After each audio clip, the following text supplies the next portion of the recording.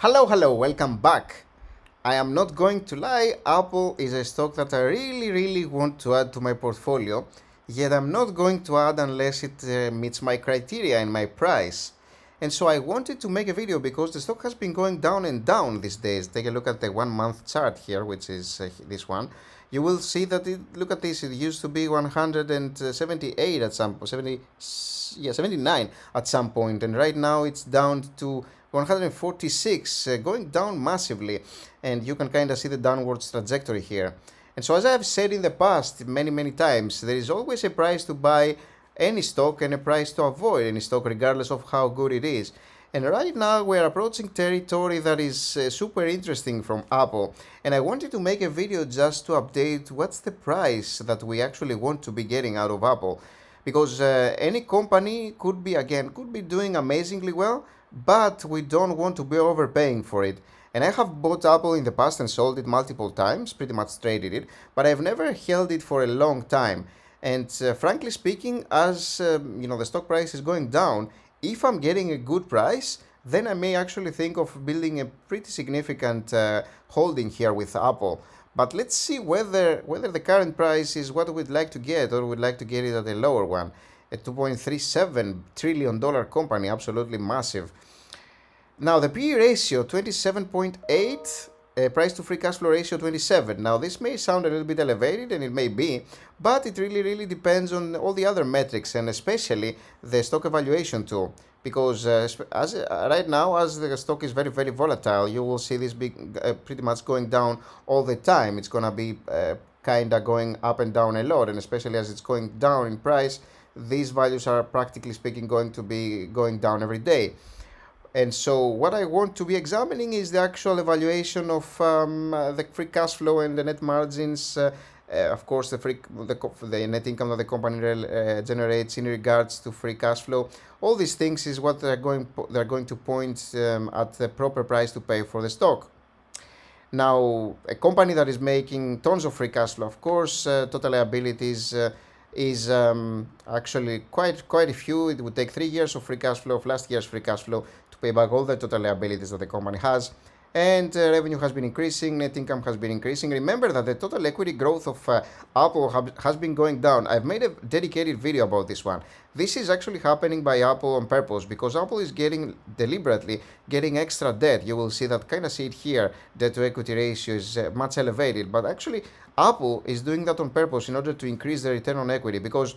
And again, I have made a completely separate video in which I'm explaining the whole concept in detail. I will add it in the end of this video if you're interested. But they're basically utilizing debt as an asset in order to increase their return on that equity, because debt is actually part of the equity that's being deployed to produce more money and more free cash flow, for example.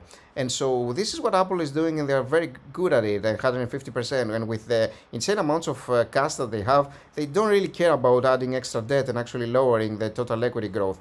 For these kinds of companies, this can actually be a godsend, being able to utilize this money and actually make so much more on top of it. Because remember, it's much easier to make $1 million if you already have $1 million in the bank than actually making the same amount if you have 10,000 in the bank. It's actually much better. You have much more leverage. And this is what Apple is actually doing.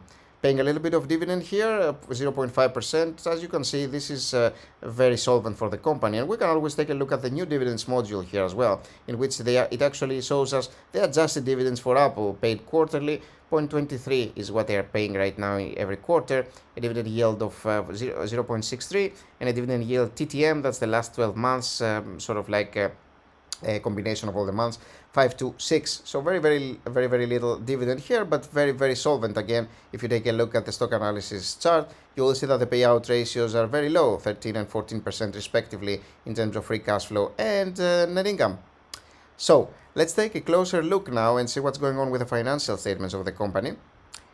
And revenues that have been absolutely getting increased here amazingly. And look at the net income, 48 billion to 95 billion, an absolute money-making machine here for Apple. Balance sheet is what I was talking about a little bit earlier. You will see that the total equity has been going down because of extra debt that the company is generating. Take a look at this. More and more debt over here is getting increased. So that's why the company is actually having less equity here. Again, this is very, very normal for Apple. They are doing it on purpose, so no worries there at all.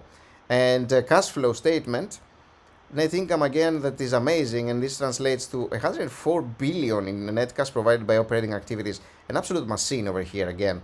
And net cash for investing activities, as you'll see here, it's been negative. A good thing to see, because the company has been investing in plants and equipment, capital expenditures, normal stuff, paying some dividends here in terms of financing, and much negative here. Look at this one. Repaying debt, as you'll see, and repurchasing common stock, which is another amazing thing that I love to see. The company is buying back shares like crazy, and I forgot to talk about this in the stock analysis chart. Basically, you will see here 22% down, and they will continue buying back shares. Amazing thing to see for the company here. And if we take a look back at the cash flow statement, from 50 billion free cash flow to 93 billion in free cash flow there for 2021. Again, a money-making machine, a free cash flow machine. I absolutely adore this company. I just want to buy it at the proper price. And what is the proper price is the question.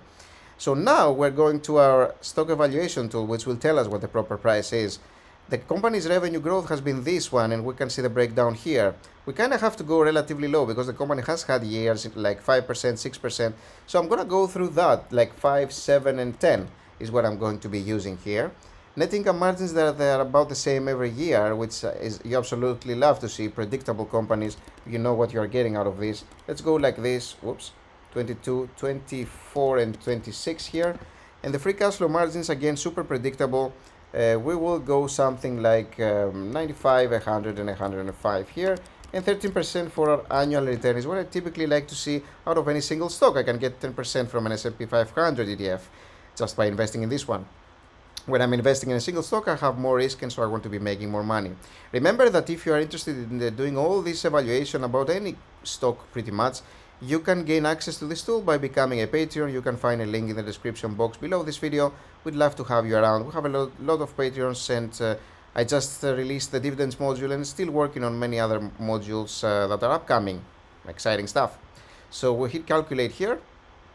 And you will see that, unfortunately, our current price is actually much elevated, and I can't actually buy Apple right now, even though I'd love to. It is expensive for my taste. Now, if this continues the decline and it reaches maybe 110, this is, I think, where I would actually start accumulating a little bit, even if 110 is still a little bit relatively higher than what I'd like to do. The revenue growth that I have used here makes a ton of sense, so it could be fine. But anything below 120, I think would grab my attention. And if that happens, I will probably be making another video, reevaluate, and yeah, we'll see. But right now at 146.87 here, it's still a little bit more elevated than what I would love to see. I love the company, absolutely love it, but I'll have to wait. I'll have to be disciplined and wait for a better price. Right now, there are better companies to buy in the market in terms of the price action and their performance. Again, Apple, amazing company in terms of performance, but expensive for what it is right now. So I'll wait. Thank you for watching the video. Hope you enjoyed. Tell me what you think about Apple, and leave a like and comment below to let me know what your opinion about Apple when are you looking to buy this company.